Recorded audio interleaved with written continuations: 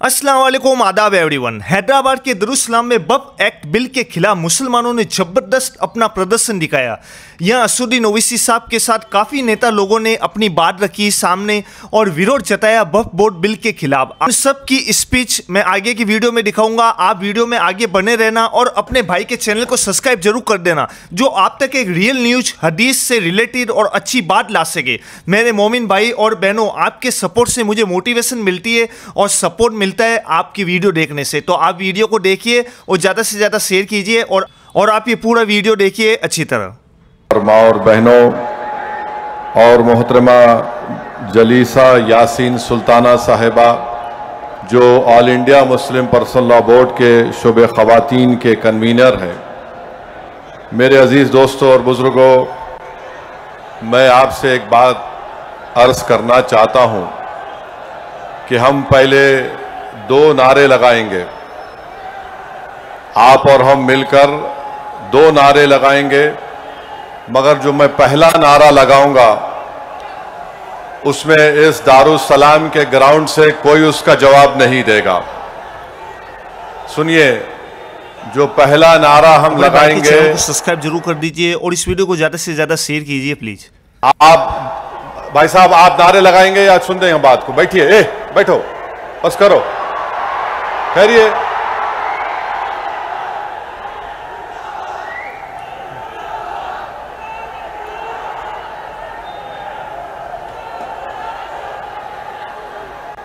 इस ग्राउंड में जितना मजमा है अल्हम्दुलिल्लाह उससे ज्यादा बाहर है, तो ये जरूरी है कि हम उनकी आवाज भी सुने। तो मैं बाहर जो मजमा खड़ा हुआ है उनसे अपील करूंगा कि आप हमारे साथ नारा लगाइए। ग्राउंड में कोई नारा नहीं लगाएगा। नारे तकबीर, नारे तकबीर। अब हम सब मिलकर लगाएंगे नारे तकबीर, नारे तकबीर। अब आपसे तीसरी बात यह करना है, आपके पास सेलफोन है, जरा खोल के लाइट जलाओ ताकि हमारे बीजेपी वालों की दिमाग की बत्ती जले। लाइट खोलो ताकि हम इस वक्फ कानून के खिलाफ पूरे मुल्क को पैगाम दे सकें। हमारे खवातीन भी फोन की लाइट खोल सकते आप। जरा मीडिया वाले दिखाओ।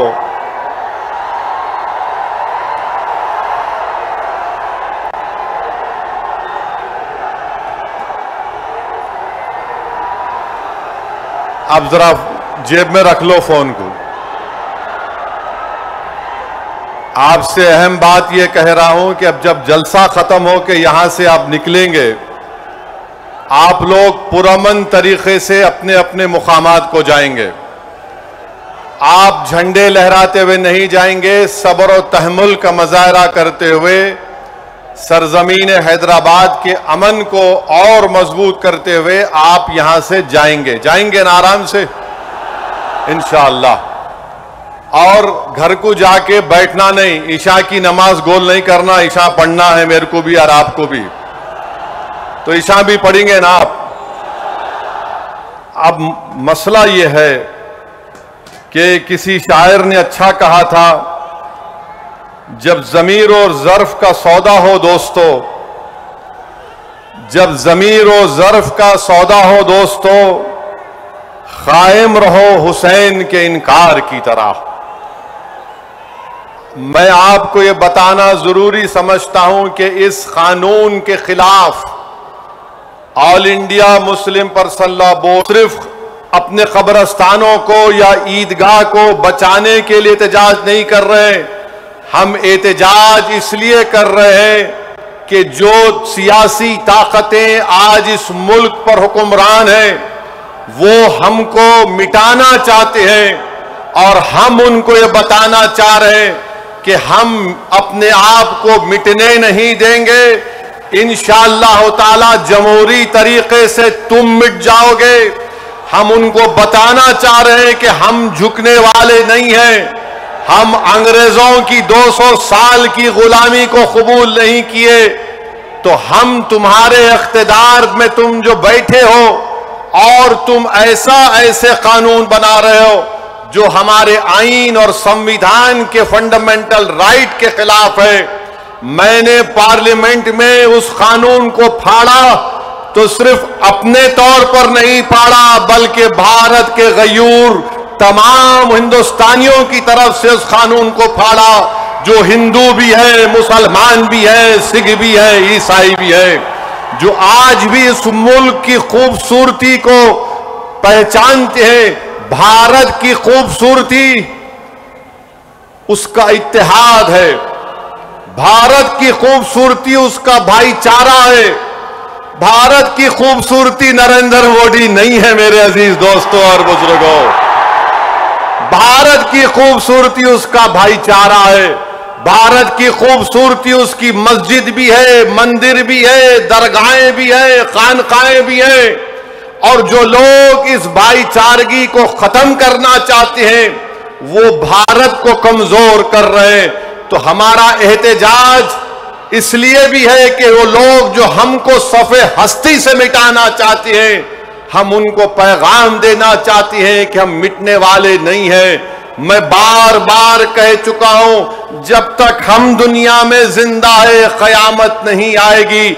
जिस दिन हम चले जाएंगे सूर फूका जाएगा, याद रखो।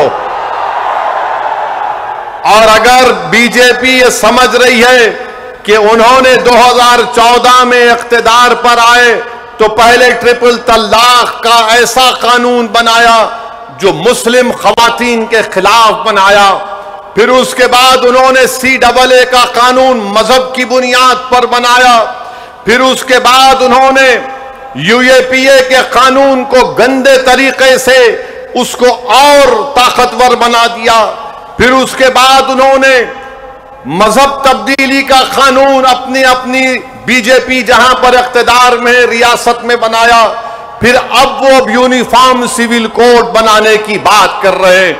11 साल से नरेंद्र मोदी सिर्फ मुसलमानों की मजहबी शनाख्त पर हमला कर रहे हैं। 11 साल से नरेंद्र मोदी सिर्फ मुसलमानों की मस्जिदों को छीनने की कोशिश कर रहे हैं।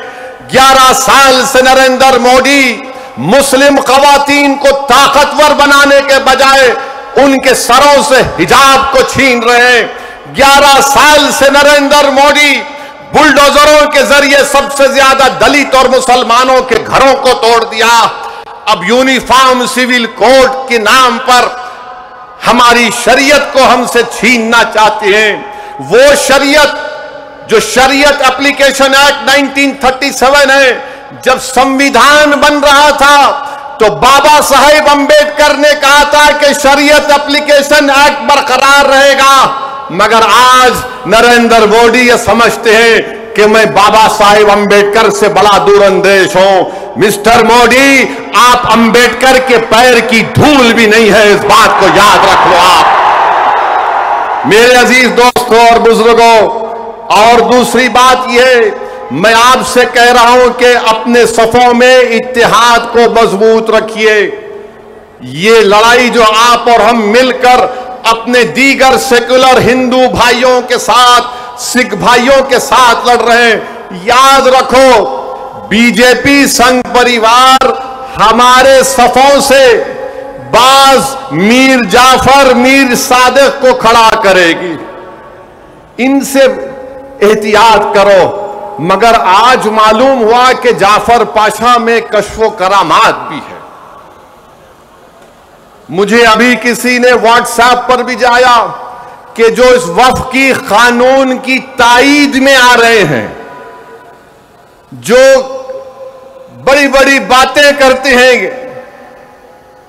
ख्वाजा अजमेरी के आस्थाने से उनका ताल्लुक है, जाफर पाशा की तकरीर को लाइव बैठकर देख रहे थे, तो मालूम हुआ उनको भी बड़ा डर हो गया है कि अब हैदराबाद से एहतजाज बुलंद होगा। अरे जो तुम ख्वाजा अजमेरी के आस्थाने के जिम्मेदार हो ना, मैं पार्लियामेंट में इंशाअल्लाह ताला ख्वाजा एक्ट के तरमीम का एक बिल लाऊंगा और प्राइवेट मेंबर्स बिल लाकर कहूंगा कि तुम नहीं बनोगे, उसमें पसमानदा को किसी को बनाना पड़ेगा। तुम तायीद करोगे, मैं तो ला रहा हूं प्राइवेट मेंबर्स बिल आइंदा सेशन में, तुम देखना। अरे तुम लोग कितना गिर सकते हो, तुम कितना गिर सकते हो, कम से कम उस आस्ताने की निस्बत का तो लिहाज रख लो। तुम उस आस्ताने की निस्बत का तो लिहाज रख लो और इस बात को भी याद रख लो कि जब तुम और हम इस दुनिया से जाएंगे तो आरएसएस वाले अगर तुमको खंदे पर लेकर गए कब्रिस्तान में, तो फिर अंदर जाने के बाद जब फरिश्ते पूछेंगे कौन है तेरा रब, तो तुम क्या मोदी बोलोगे या अल्लाह बोलोगे? देख लो इस बात को। हम तो अल्लाह ही बोलने वाले हैं और बोलते रहेंगे। अल्लाह ही हमारी मदद करेगा और अल्लाह ही इनको शिकस्त देगा इंशाअल्लाह ताला। हम तौहीद परस्त हैं और हमको फख्र है इस बात का कि रब्बे कायनात जिस चीज का मालिक अल्लाह है, मोदी कह रहे हैं कि उसका मालिक अल्लाह नहीं रहेगा। अब मोदी आप खुद देखोगे अल्लाह कैसा बता देगा अपना जल्ले जलालहू, आप देखेंगे। आप इसको, इस कानून को तुमको वापिस लेना पड़ेगा। जिस तरह हमारे किसान भाइयों ने हमको रास्ता दिखाया, हम उसी रास्ते पर एहतजाज करेंगे। जब तक कानून वापिस नहीं होगा, भारत में पुरअमन एहतजाज होगा। आप तैयार हैं कि लंबी जमहूरी लड़ाई लड़ने के लिए, इस वीडियो को या फिर कोका कोला की तरह उड़ के फिर ठंडे तो नहीं बैठ जाएंगे? क्या आप तैयार हैं जमहूरी एहतजाजी लड़ाई लड़ने के लिए? अगर आप तैयार हैं तो आप अपने आप से वादा कर लीजिए कि जब तक ये काला कानून वापिस नहीं होगा, हम एहतजाज करेंगे, हम पीछे नहीं हटेंगे, पुरअमन एहतजाज हमारा होगा। याद रखो मेरे अजीज दोस्तों और बुजुर्गों, हम अल्लाह जिस जमीन का, जिस जायदाद का मालिक है, उसकी हिफाजत के लिए आगे बढ़ रहे हैं। हम अल्लाह के घर की हिफाजत के लिए आगे बढ़ रहे हैं। हम औलिया अल्लाह के आस्थानों की हिफाजत के लिए आगे बढ़ रहे हैं। हम अपने ईदगाहों की हिफाजत के लिए आगे बढ़ रहे हैं। और याद रखो इंशाअल्लाह ताला अल्लाह हमारी इस कोशिशों को कबूल करेगा, अल्लाह हमारे इस ईसार को कबूल करेगा। हम जो कुछ भी कर रहे हैं, भाई के चैनल को सब्सक्राइब जरूर कर दीजिए और इस वीडियो को ज्यादा से ज्यादा शेयर कीजिए प्लीज।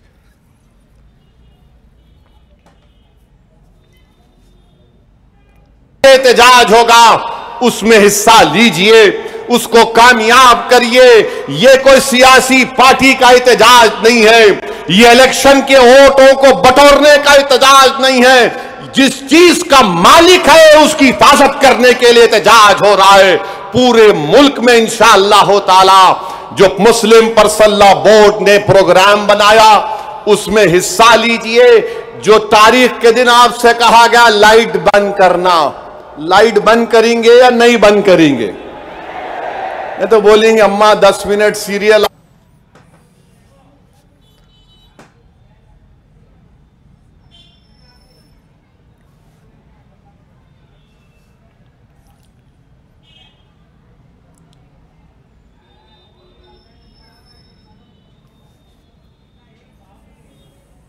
खड़े होना है अपने हिंदू भाइयों के साथ, अपने सिख भाइयों के साथ। वो भी आज बड़े तकलीफ में है कि ऐसा कैसा कानून बीजेपी की हुकूमत ने बना। हमारे दीनी भाई हैं मेरे भाई, चैनल को सब्सक्राइब जरूर कर दीजिए। खुदारा उनके बारे में कोई गलतफहमी मत रखिए। मैं आपको बता रहा हूं नरेंद्र मोदी ने इस मुल्क को गुमराह किया। मैं और अब्दुल्ला साहब हम लोग पार्लियामेंट की कमेटी के मेंबर थे। Mister Abdullah, I am saying to the people of Hyderabad and to the people of India that during the deliberations of the joint working committee the Bora community had come, Dawoodi Bora community had come to the committee along with King's Counsel, Mr. Salve, Harish Salve.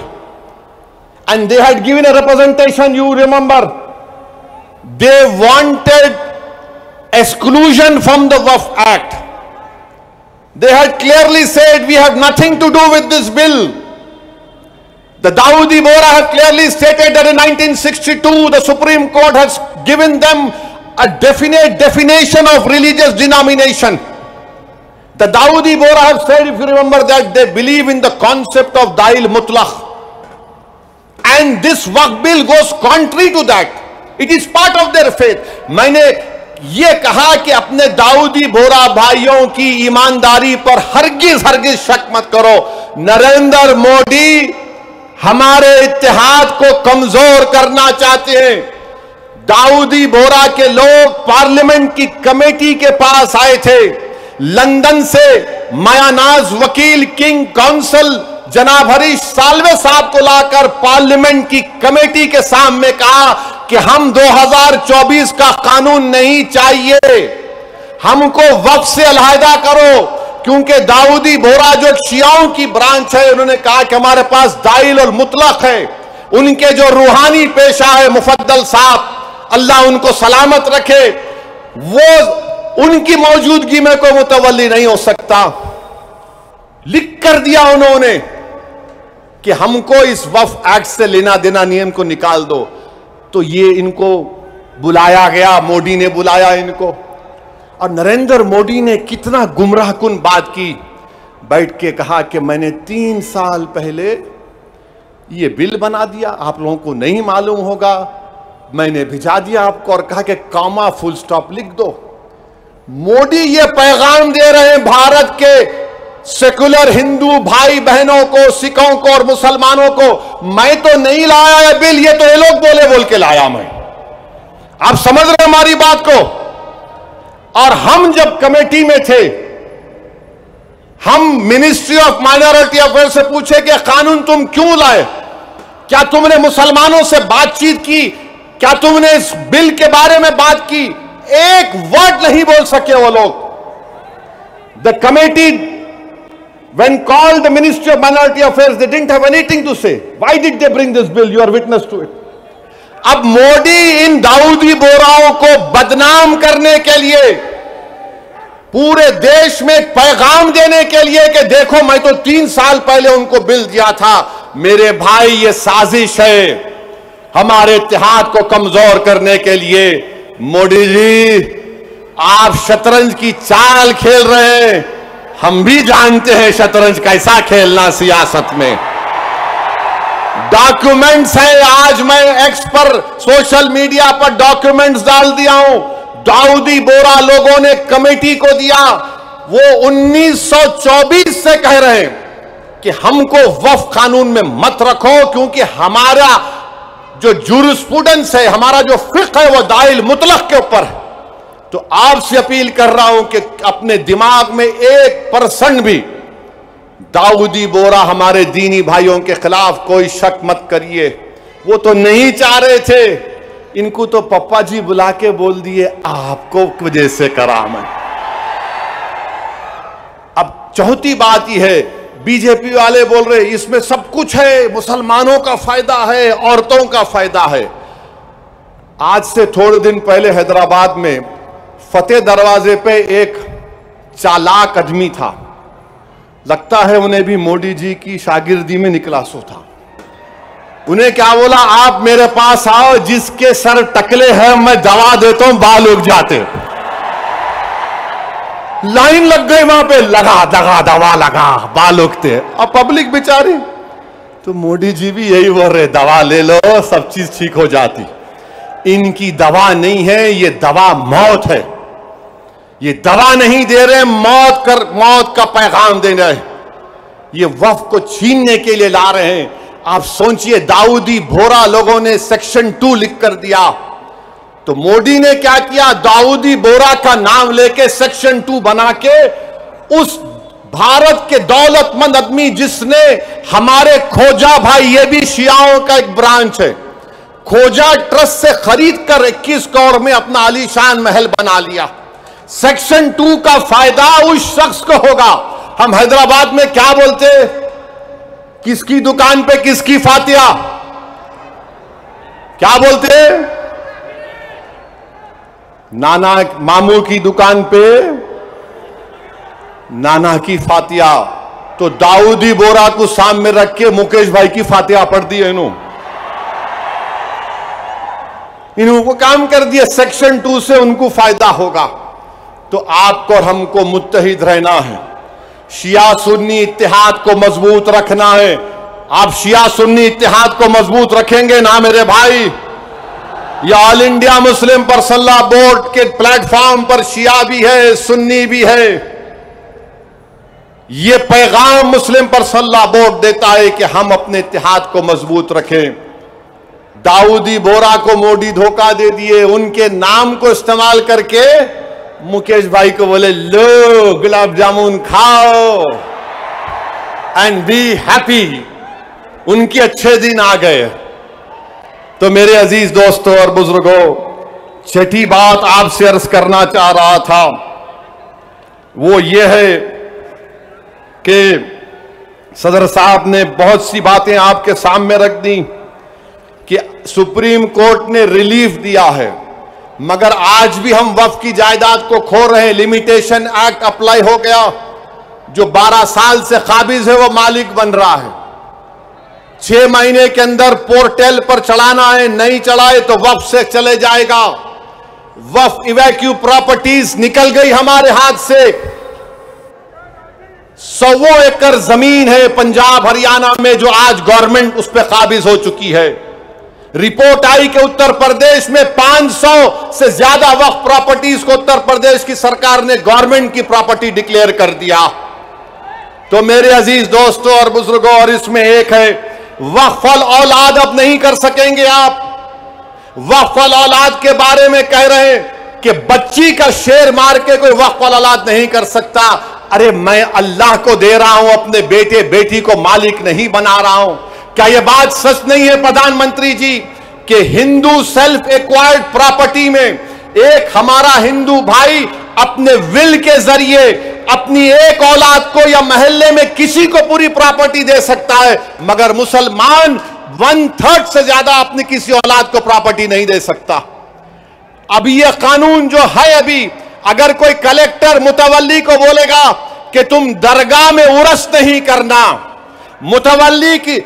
Collector मुतवल्ली को बोलेगा कि तुम आशूर खाने में इमाम बाड़े में मजलिस नहीं करना, कलेक्टर अगर कोई मुतवल्ली मस्जिद को बोलेगा कि तुम मस्जिद में अज़ान नहीं देना, और अगर मुतवल्ली नहीं सुनेगा तो कलेक्टर उसको 6 महीने की सजा दे सकता। यह कानून है। अभी पहले कानून यह था कि अगर कोई वक्फ की प्रॉपर्टी को बेचता तो 2 साल की सजा, नॉन वेलेबल। अब मोदी जी बोल रहे प्यारे मैं राजा हूं, तुम लूटो बेल ले लो, 6 महीने की सजा काट के आ जाओ, मैं हूं ना। यह कानून बनाया गया है। तो मेरे अजीज दोस्तों और बुजुर्गों, यह वक्फ का कानून मुसलमानों के मफाद में नहीं है। यह वक्फ का कानून मुल्क के वफाद में नहीं है। ये वक्फ का कानून भारत के भाईचारगी के लिए नहीं है। झगड़े शुरू हो जाएंगे। मस्जिदों पर यह बोला जाएगा कि 500 साल पहले ऐसा था वहां पर, और ये बार बार बोलते टीवी पे, नहीं आपको वक्फ से क्या मिला? अरे क्या कोई आपके अम्मा के महर में आया है जो हमसे पूछ रहे आप? वक्फ से क्या मिला क्या नहीं मिला? हमारे को हमारी आखिरत मिलती वक्फ को बचाए तो। ख्वाजा बंदा नवाज की दरगाह, मेडिकल कॉलेज है, इंजीनियरिंग कॉलेज है, वक्फ का है। हमदर्द रूह अफ़ज़ा पिए तो वह भी वक्फ का है। कलेजे को ठंडक पहुंचती, तुम लोग पियो जरा रूह अफ़ज़ा। अब रूह अफ़ज़ा के खिलाफ रूह जिहाद कर रहे, जो नाक से ऐसा सूंघ के दूसरे नाक नकपुड़ी से निकालने का दर्ज देते। कहां जाएगा ये मुल्क? हद तो ये हो गई मेरे अजीज दोस्तों और बुजुर्गों कि अब कोई ये कह रहा है कि चीफ जस्टिस के फैसले के बाद इस देश में मजहबी जंग शुरू हो जाएगी। नरेंद्र मोदी जी, आप इख्तिदार पर हैं, आपकी पार्टी के लोग इस तरह की बात करेंगे? आप तो भारत के संविधान पर हल्फ लिए हैं कि इस देश में ये अंबेडकर का देश, ये मौलाना अबुल कलाम का देश, ये भगत सिंह का देश, अल्लामा फजल खैराबादी का देश, हुसैन अहमद मदनी का देश, महमूदुल हसन का देश, ये टीपू सुल्तान का देश। यहां बोल रहे मजहबी जंग शुरू हो जाएंगी। मोदी जी, बाबरी मस्जिद का फैसला हमारे खिलाफ आया तो क्या हमने ये जुमला कहा था कि मजहबी जंग शुरू हो जाएगी? हमने कहा था कि supreme court is supreme but infallible, but not infallible. Babri मस्जिद को तोड़ने वालों का क्रिमिनल केस का फैसला आया, किसी को सजा नहीं हुई, हमने कहा कि मजहबी जंग शुरू हो जाएगी। 5-5 साल से बच्चों की बेल नहीं रहे, उनकी मां बाप मर रहे हैं, मर गए हैं, हमने ये कहा कि मजहबी जंग शुरू हो जाएगी। CAA का कानून है, हियरिंग नहीं होती, क्या हमने कहा कि मजहबी जंग शुरू हो जाएगी? UAPA में डालकर हमको सड़ाया जाता है कि हमने जुमला कहा कि मजहबी जंग शुरू हो जाएगी। नरेंद्र मोदी जी, आपकी पार्टी के लोग कह रहे हैं कि रिलीजियस वॉर शुरू हो जाएंगी, मजहबी जंग शुरू हो जाएगी। किसको डरा रहे हैं ये लोग? अदलिया को डरा रहे हैं आप। इख्तिदार में रहकर अदलिया को डराएंगे आप। आपके हक में फैसला आया तो आपके मुंह में लड्डू फूटते हैं और आप रिलीजियस वॉर शुरू हो जाएंगी। यही फर्क है हम भारत के उन मुहिबान भारत में जिसमें हिंदू मुसलमान भी है। हम जब हमारी मर्जी के खिलाफ भी फैसला आता है हम उसको कबूल करते हैं। इसलिए कबूल करते हैं कि हम कॉन्स्टिट्यूशनल मोरालिटी को मानने वाले हैं और ये संघ परिवार के लोग एंटी कॉन्स्टिट्यूशन के लोग हैं। ये संविधान को तो मानते मगर उसको सब्सक्राइब नहीं करते हैं। ये फर्क है भारत के असली नागरिक में और उन लोगों में जो नेशनलिज्म के झूठे दावे करते हैं और कहते हैं कि रिलीजियस वॉर, जो कहते हैं कि अगर कोर्ट कानून बनाएगा तो पार्लियामेंट को बंद कर दो। अरे अगर तुम पार्लियामेंट में बैठकर अपनी अददी ताकत की बुनियाद पर मुझे मिटाने का कानून संविधान के खिलाफ बनाओगे तो मेरे पास चारा क्या बचता है कि मैं अवाम में जाऊंगा और फिर कोर्ट को जाऊंगा। हम कोर्ट को गए, अवाम में भी जा रहे हैं। नहीं, कोर्ट कानून कैसे बनाएगा? अरे जालिमों, सुप्रीम कोर्ट का जजमेंट कानून का मौकफ रखता है। पढ़ो, तुम लोग ट्यूबलाइट हो, तुम लोग थम्स अप हो, तुम्हारे दिमाग में एक ही बात बैठा हुआ है, नहीं मोदी है तो खुदा है। अरे खुदा था, है और रहेगा उसी का नाम। आइन है और रहेगा, मगर इस तरह धमकी देना अदालत को और फिर गवर्नर प्रेसिडेंट को बोल रहे हैं, उनको बोल रहे हैं अगर नहीं करे तो कानून बन जाएगा। अरे 142 क्या है प्यारे? 142 आइन का बनाने वाला अंबेडकर है। अंबेडकर में तुम्हारे से ज्यादा दूरअंदेशी थी।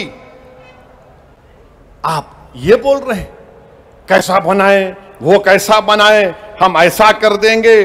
मगर मेरे अजीज दोस्तों और बुजुर्गों, बीजेपी आइन पर एक फ्रॉड कर रही है और डरा रही है।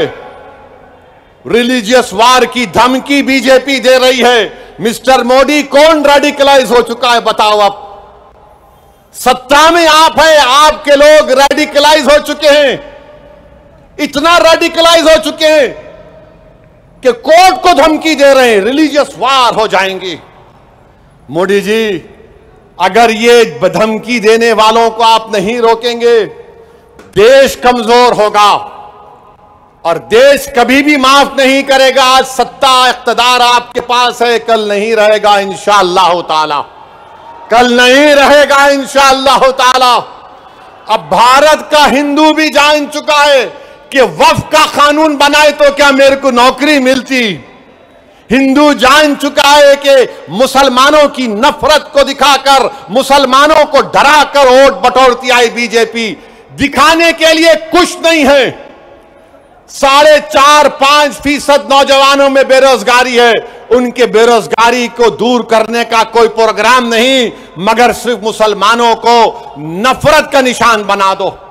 तो मैं हमारे हिंदू भाइयों से भी अपील कर रहा हूं, जो आपके एंडोमेंट बोर्ड के लिए अच्छा है वो हमारे लिए भी अच्छा होना चाहिए।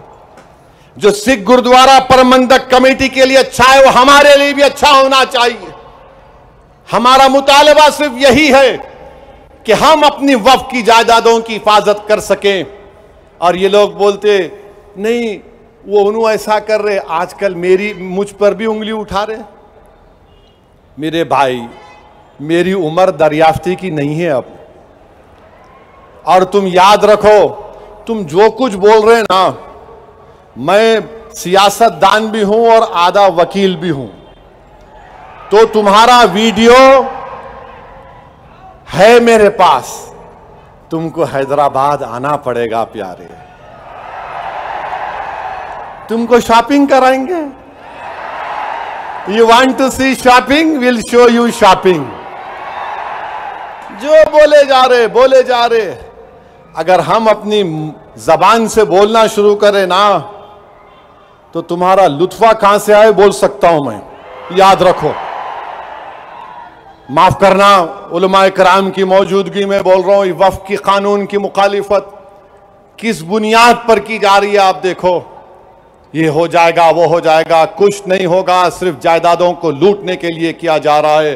तो इंशाअल्लाह ताला जो पर्सनल लॉ बोर्ड का एहतजाज पूरे तेलंगाना में होगा, मुल्क में होगा, अब तालकटोरा स्टेडियम में भी 22 को होगा।